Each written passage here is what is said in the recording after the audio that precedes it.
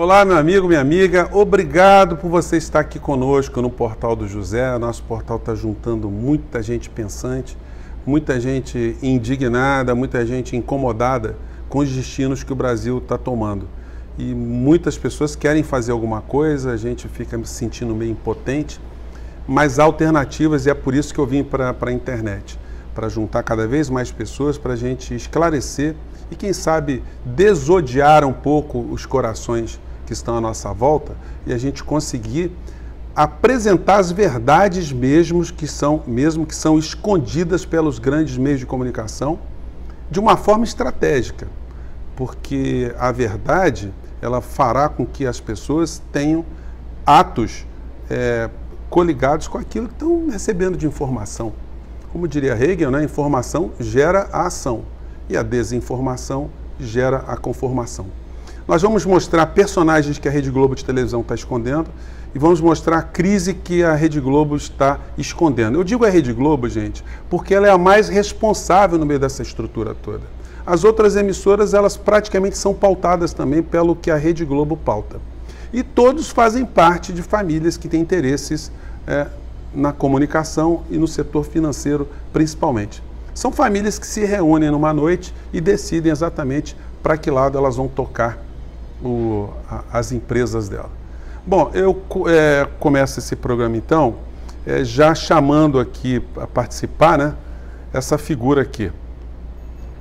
Nós estamos falando de Oskar Schindler. Oskar Schindler, ele fez parte de uma estrutura do Holocausto, né, de extermínio de judeus, na medida que ele tinha uma fábrica lá em Varsóvia. Eu conheci a fábrica que é objeto do filme, objeto da história, e conheci toda a estrutura também na Alemanha e na Polônia de captura, aprisionamento, transporte e massacre de judeus naquele período da Segunda Guerra Mundial. E não tem como você passar por essa experiência e ficar intrigado por que é que os povos da Polônia, da Alemanha, não faziam absolutamente nada, pelo menos do ponto de vista efetivo, para que esse tipo de situação não acontecesse. O mesmo tipo de reflexão ela vai se prestar também ao apartheid na África do Sul, a conquista dos espanhóis, os ingleses na Índia e Paquistão, os franceses por onde andaram, os holandeses e todos os povos que eram em menor número, mas conseguiam aprisionar e escravizar grandes contingentes de seres humanos mundo afora. Eles descobriram que se você tem informação, você tem tudo, você tem o poder da manipulação. E isso acontece até os dias de hoje. O Brasil passou pela abolição da escravidão em 1888, mas a escravidão ainda permanece em muitas mentes e muitos corações, e na prática continua a atuar. Oskar Schindler foi um cara que saiu da engrenagem e conseguiu salvar mais de 1.200 seres humanos, e por isso ele é uma pessoa que foi objeto de um filme, porque é uma história muito marcante, muito significativa. O meu pai, quando era vivo, ele estava assistindo esse filme e saiu no meio do filme de tão impressionado que ele ficou, a lista de Schindler. No mundo inteiro, existem abolicionistas que se insurgem contra essas situações todas. A gente teve abolicionista na Inglaterra, tivemos abolicionistas nos Estados Unidos, no Brasil, na França, no mundo inteiro. Você teve Gandhi, você teve Mandela, você teve pessoas que colocaram sua energia, seu talento contra a opressão, contra o extermínio de grandes maiorias. Na Alemanha, a coisa acabou porque a Segunda Guerra Mundial derrotou a Alemanha e essa história toda foi descoberta. Mas existiam pessoas que faziam parte da engrenagem, que sabiam da engrenagem e não faziam nada contra ela. Aqui no Brasil, a gente pode usar como exemplo moderno de uma pessoa que se insurgiu no meio dessa engrenagem holocáustica que a gente tem no Brasil, o Eduardo Moreira, que é um economista, uma pessoa rica, não aparece em vídeo nenhum ostentando riqueza, é uma pessoa muito simples e que está vocacionado nos últimos tempos a esclarecer as pessoas e humanizar as estruturas que a gente tem no Brasil para que a gente rompa com esse ciclo do holocausto silencioso que acontece no Brasil. E ele luta permanentemente contra essa reforma da Previdência que só tira direitos das pessoas e vão jogar os aposentados lá na frente sem direito a comer sem direito a remédio ou sem direito de sobreviver com dignidade. E ele fez essa observação aqui lá no Senado que vale a pena compartilhar com vocês. Vamos lá. O fator previdenciário. Quando a gente diz que vai economizar R$1 trilhão, é mentira, porque o mesmo R$1 trilhão seguirá sendo arrecadado. A pergunta é, para onde irão esse R$1 trilhão? Porque eu ouço o secretário Marinho falando que precisamos de verba para educação, precisamos de verba para a saúde. Onde está garantido que esse dinheiro vai para a educação e para a saúde? Em qual ponto da Previdência isso está escrito? Onde as pessoas podem ter essa garantia?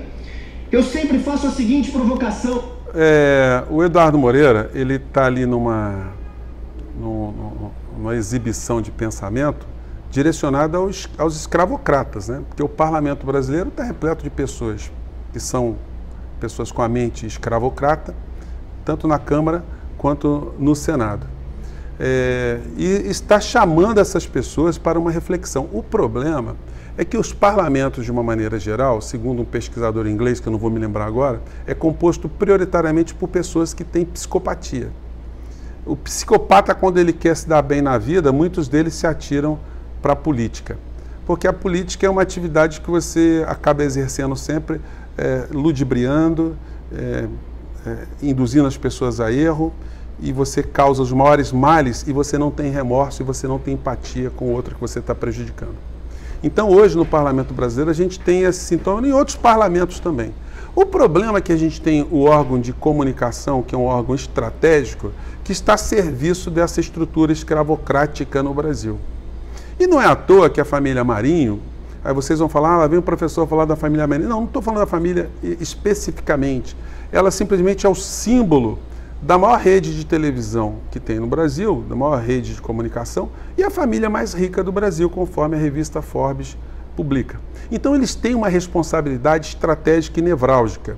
Tanto é que eles são blindados constitucionalmente, eles são donos da concessão, são blindados economicamente, porque tem uma série de grupos juntos com eles, e são blindados politicamente, porque dentro do parlamento, nas estruturas de Estado, você tem uma série de pessoas que vivem e tiram algum tipo de proveito justamente por aparecerem ou terem negócio com os meios de comunicação. Então, quando aparece a pessoa como Eduardo Moreira apontando o dedo no meio desse holocausto, no meio dessa engrenagem, mostrando o que está acontecendo, era para ele ser ouvido, mas os meios de comunicação jamais colocam uma pessoa que faça algum contraponto aos seus interesses nas suas grades de debate. São concessões públicas, mas que escondem um pensamento fundamental do povo brasileiro. Você não vê ninguém se opondo à reforma da Previdência. Eles não pegam nenhum deputado, nem economista, nenhum cientista, nenhum membro de uma associação para falar como Eduardo Moreira. Por que eles escondem Eduardo Moreira? Por que escondem a Maria Lúcia Fattorelli? Por que escondem pesquisadores do Brasil inteiro com assunto ligado à Previdência Social? E agora a Rede Globo e as outras emissoras estão escondendo a Argentina, que está holocaustizando também a sua população durante muito tempo, porque aprofundou esse modelo neoliberal que o ministro Guedes está querendo fazer aqui no Brasil.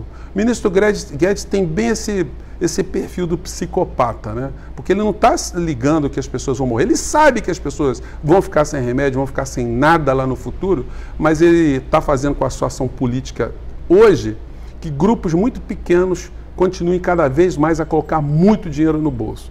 O pior de tudo é que a gente tem uma cretinocracia. O cretino é aquele cara que não sabe o que está fazendo e que se acha, né? Uma cretinocracia junto com uma canalhocracia, que são as pessoas que sabem exatamente o que está sendo feito no Brasil. E elas estão conduzindo o povo brasileiro para o matadouro, sem nenhum remorso. E olha aqui que eles escondem do povo brasileiro. Eles poderiam muito bem fazer uma matéria aqui, ó, que você pode encontrar na Argentina, na internet. Eu peguei essa aqui, o último escalão da crise, onde crianças e adolescentes da Argentina estão capturando criaturinhas nos lixos, nos terrenos baldios. Eu não vou cometer a leviandade e dizer que eles estão comendo rato, mas eles estão comendo um bichinho, um porquinho da Índia selvagem, né, com armadilhas, estão pegando pombos. Essa matéria que eu vou colocar um trechinho para vocês ilustra isso. Ninguém vai aparecer matando o bichinho, não. Vamos lá.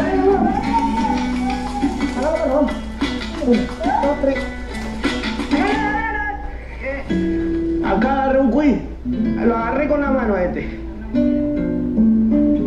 porque se quedan quietitos, veo que se mueve el pasto y se quedan quietos. Al estar intimidados, al tener miedo... Ele está limpando o bichinho e está guardando na sacolinha do irmãozinho. Aí o outro está tentando caçar uma pomba, né? Então a situação é um pato, né, que ele está querendo catar. A situação... Gente, nosso programa não é editado, né? Não é falta, não é em desrespeito a vocês, não. É porque não tem tempo às vezes, né? De vez em quando. O trabalho aqui às vezes não deixa. Mas vamos seguir aqui em frente e vamos pegar uma outra situação que está sendo escondida, que são os aposentados indo para lixões, lá na Argentina, em várias cidades.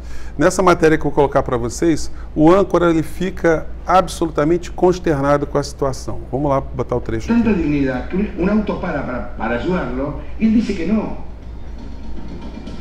Fíjense lo que son estas dos imágenes. Esta es la Argentina. Una es en la ciudad de Buenos Aires, otra es en Mar del Plata. Esta es la Argentina. Estos son nuestros conciudadanos. Y esto no es hacer, demagogia. Es una realidad que no se ve. E hay que mostrarle que... Aí ele está falando, são nossos concidadãos, são assim, no título da matéria está dizendo assim, a fome que o governo não fala, né? Esse governo que aprofundou o sistema neoliberal na Argentina. E quando a gente fala modelo neoliberal, parece uma coisa assim meio fica abstrata, né?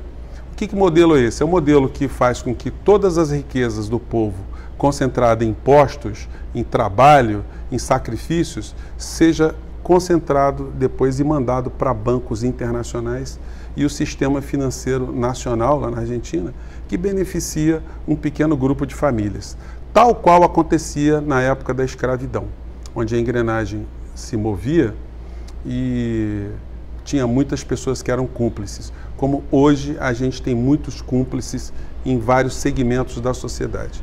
Então, gente, é momento da gente tentar usar nossa energia, nossa indignação, o nível de informação que a gente tem, para cada vez mais ampliar o debate, cada vez mais trazer pessoas para essa reflexão, trazer cada vez mais para discutirmos que tipo de alternativas a gente pode apresentar para os nossos concidadãos, para os governos, para os governantes, para as pessoas, para os donos dos meios de comunicação, para os donos de bancos, para os escravocratas, o que é que a gente pode fazer para alterar esse tipo de situação, tá bom?